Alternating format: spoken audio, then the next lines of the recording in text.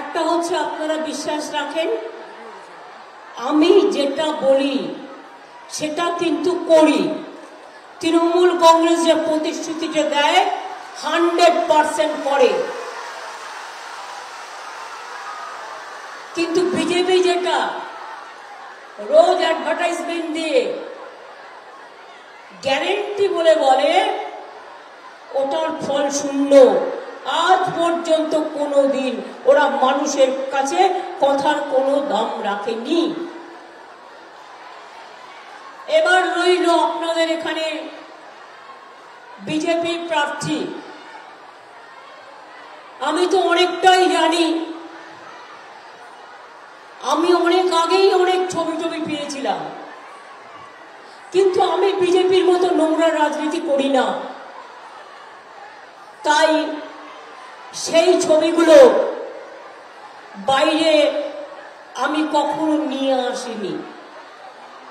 ছবি বেরিয়ে গেলেই বুঝবেন সব উধাও হয়ে গেছে।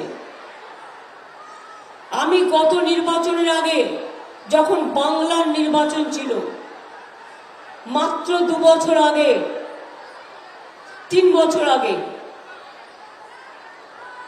মানে 2021 আর কি, তখন আমরা বলেছিলাম তৃণমূল জিতলে আমরা লক্ষ্মীর ভান্ডার করব। করেছি কি করিনি? আমরা বলেছিলাম বিনা পয়সায় রেশন দেবো, দিয়েছি কি দিইনি? আমরা বলেছিলাম স্বাস্থ্যসাথী কার্ড দেবো, দিয়েছি কি দিইনি? আমরা বলেছিলাম 10,000 টাকা কৃষক ভাতা দেবো, দিয়েছি কি দিইনি? আমরা বলেছিলাম স্টুডেন্টদের জন্য 10 লাখ টাকা করে স্মার্ট ক্রেডিট কার্ড করব, করেছি কি করিনি?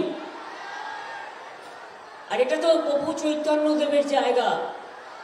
এই এমসটা দেখছেন, এটাও করবার জন্য 180 একর জমি বিনা পয়সায় আমরা দিয়েছি, এবং আরো 300 কোটি টাকা আমাদের বাংলা গভর্নমেন্ট খরচ করেছে।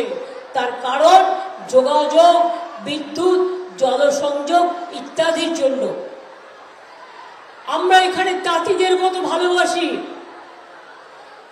তাঁততীর্থ, চারিদিকে তাঁতিদের রমরমা, শান্তিপুরের শাড়ি, আপনাদের তাঁতের শাড়ি, আপনাদের তাঁতিদের জন্য প্রকল্প, তাঁত সাথী প্রকল্প। আমি তো ঠিক করেছি বাংলার সব ব্লকে ব্লকে একটা করে বাংলার শাড়ির দোকান খুলব। তাঁতিদের হাতে বোনা শাড়ি সেখানে বিক্রি হবে। যদি কেউ ফ্র্যাঞ্চাইজিও নিতে চান আমার কোনো আপত্তি নেই। শরতীর্থ নবদ্বীপকে হেরিটেজ টাউন, এই যে নন্দ এখানে বসে আছে, এই লোকসভা কেন্দ্রের মধ্যে পড়ে। সংস্কৃতির টোল, কল্যাণীতে ট্রিপল আইটি, এমসের জন্য সব কাজ করে দেওয়া। মৌলানা আবুল কালাম আজাদের যে টেকনিক্যাল ক্যাম্পাস তৈরি করে দেওয়া। তাছাড়াও মনে রাখবেন আমরা কৃষ্ণনগরে কন্যাশ্রী বিশ্ববিদ্যালয় ও হরিচাঁদ গুরুচাঁদ বিশ্ববিদ্যালয়ের এক্সটেনশন ক্যাম্পাস করেছি। কল্যাণীতে এডুকেশন হাব। এছাড়াও আর কি করেছি আমরা, 2-1টা বলে দিই, যদিও আমার বলার কথা ছিল না। নবদ্বীপকে যেমন হেরিটেজ টাউন আমরা করেছি, তেমনি মনে রাখবেন মায়াপুরে ইসকনকে 700 একর জমি দিয়েছি।